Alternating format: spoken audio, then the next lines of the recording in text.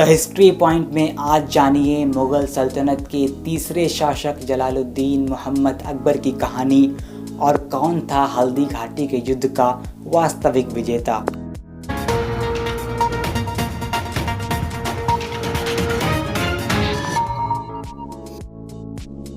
जलालुद्दीन मोहम्मद अकबर मुग़ल सल्तनत का तीसरा शासक था।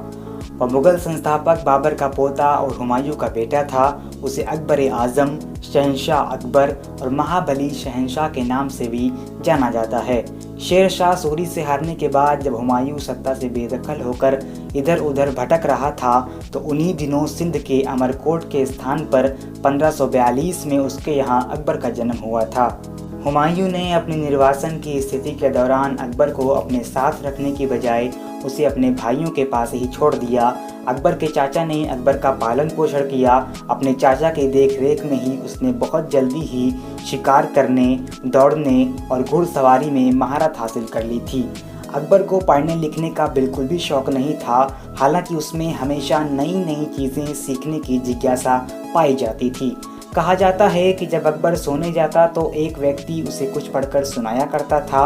वक्त बीतने के साथ अकबर परिपक्व होता चला गया, जिसे कला, आर्किटेक्चर, म्यूज़िक और लिटरेचर में गहरी रुचि थी। हुमायूं की मौत के बाद अकबर के संरक्षक बैरम खान ने बगावतों के डर से हुमायूं की मौत को कई दिनों तक छिपाए रखा और अकबर को ताजपोशी के लिए तैयार किया।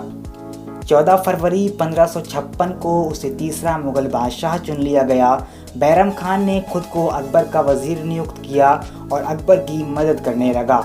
उधर हुमायूं की मौत की खबर फैलते ही मुग़लों का मनोबल टूटने लगा और बगावतों का नया दौर शुरू हो गया। मौका देखते ही एक छोटे से हिस्से में सिमट चुकी सूरी फौज भी मुग़लों पर हमले की तैयारी करने लगी। अकबर की अनुपस्थिति में हेमू विक्रमादित्य ने अफगानों को एकजुट करके दिल्ली और आगरा पर हमला करके अपना कब्जा जमा लिया और अक्टूबर 1556 में हेमू ने खुद को भारत का महाराजा घोषित कर दिया। लेकिन अकबर का संरक्षक बैरम खान हार मानने को तैयार नहीं था। वह अकबर को विश्वास में लेकर फिर से दिल्ली पर कब्जा करने के लिए रवाना हो गया। 5 नवंबर 1556 को अकबर और हेमू की सेना के बीच पानीपत में युद्ध हुआ, जिसे पानीपत के दूसरे युद्ध के नाम से जाना जाता है। संख्या में कम होने के बावजूद मुग़ल सेना ने हेमू की सेना को शिकस्त दी। हेमू बुरी तरह घायल हुआ, उसे अकबर के सामने पेश किया गया। बैरम खान ने अकबर से उसका सर कलम करके जीत का जश्न मनाने का आग्रह किया, लेकिन अकबर ने ऐसा करने से इनकार कर दिया। बैरम खान हेमू को जिंदा छोड़ने का रिस्क लेने को तैयार नहीं था, इसलिए बाद में बैरम खान ने हेमू का कत्ल कर दिया। इस युद्ध के बाद दिल्ली पर दोबारा मुग़लों का कब्जा हो गया। अकबर बैरम खान को बाबा कहकर बुलाता था, लेकिन दिल्ली पर दोबारा कब्जा करने के बाद अकबर को लगने लगा था कि बैरम खान उसकी मर्जी के बगैर फैसले ले रहा है। इसीलिए अकबर जैसे ही 17 साल का हुआ, उसने बैरम खान को वजीर के ओहदे से हटाकर उससे मक्का जाने का आदेश दे दिया। अकबर के इस हुक्म पर बैरम खान को सख्त गुस्सा आया। उसने अकबर के खिलाफ बगावत कर दी, लेकिन अकबर ने बहुत जल्दी ही उसकी बगावत को कुचल दिया और उसे माफ़ करके मक्का रवाना कर दिया। लेकिन रास्ते के दौरान ही अफगानों के एक हमले में बैरम खान की मौत हो गई। 1563 से 1567 तक अकबर को उज़्बेक विद्रोह सहित कई विद्रोही आंदोलनों का सामना करना पड़ा, जिसे अकबर ने बड़ी कुशलता के साथ काबू में ले लिया। दिल्ली पर दोबारा कब्जा करने के बाद अकबर ने अपनी सल्तनत का विस्तार शुरू किया। उसने 1562 में मालवा, 1572 में गुजरात, 1574 में बंगाल, 1581 में काबुल, 1586 में कश्मीर और 1601 में खानदेश को मुग़ल साम्राज्य के अधीन कर लिया। अकबर ने धीरे धीरे लगभग पूरे सब कॉन्टिनेंट पर अपना अधिकार स्थापित कर लिया था। अकबर ने अपनी छवि एक उदारवादी राजा के तौर पर बनाने की कोशिश की थी। उसकी सल्तनत में हिंदू समाज के लोग भी ऊंचे ऊंचे पदों पर काबिज थे। उसके खास 9 वज़ीर, जिन्हें नवरत्न कहा जाता था, जिनमें बीरबल, टोडरमल और मान सिंह का संबंध हिंदू समाज से था। अकबर के जीवन का दूसरा रुख ये भी था कि उसे इस्लामिक धर्मगुरु उलमाओं से सख्त नफरत थी। उसके शासनकाल में बड़ी संख्या में इस्लामिक धर्मगुरुओं को कैद करवाया गया और कई को कत्ल कर दिया गया, जिसका कारण ये माना जा सकता है कि अकबर अधिकांश ऐसे आदेश जारी करता था जो इस्लामिक दृष्टिकोण से सही नहीं होते थे। अपनी पूजा करवाना, सजदा करवाना और खुद को खुदा के समकक्ष मनवाने जैसे प्रयास अकबर के द्वारा किए गए थे, जिसका इस्लामिक धर्मगुरुओं ने खुलकर विरोध किया था। जब अपने खास वजीर अबुल फजल की सलाह पर अकबर ने अपना नया धर्म दीन इलाही परिचित करवाया तो कई इस्लामिक धर्मगुरुओं ने अकबर के खिलाफ फतवे जारी कर दिए, जिससे आग बबूला अकबर ने कई बड़े इस्लामिक धर्मगुरुओं को कैद करवा दिया, जिनमें सबसे बड़ा नाम मुजद्दिद अल-फसानी का आता है, जो अकबर का भरे दरबार में खुलकर विरोध किया करते थे। अकबर का नया धर्म जनता के बीच बिल्कुल भी चल नहीं सका और अकबर की मृत्यु के बाद इसका अस्तित्व ही मिट गया। अकबर की कुल 6 पत्नियां थीं, लेकिन ऐसा माना जाता है कि उसने अपनी डिप्लोमेसी के तहत कई शादियां और भी की थीं। जोधा अकबर की शादी होने के बाद राणा प्रताप को छोड़कर सभी ने अकबर की हुकूमत को स्वीकार कर लिया था। अकबर को अपने सांसारिक जीवन से काफ़ी गहरा लगाव था। कहा जाता है कि अकबर हमेशा मौत से बचने की तरकीबें ढूंढा करता था। उसे किसी ने बताया कि कुछ साधु अपनी करामात से मौत को रोक सकते हैं। अकबर ने इन साधुओं के साथ भी वक्त गुजारा, लेकिन फिर भी वह मौत को न रोक सका। 27 अक्टूबर 1605 को अकबर की एक बीमारी से मृत्यु हो गई।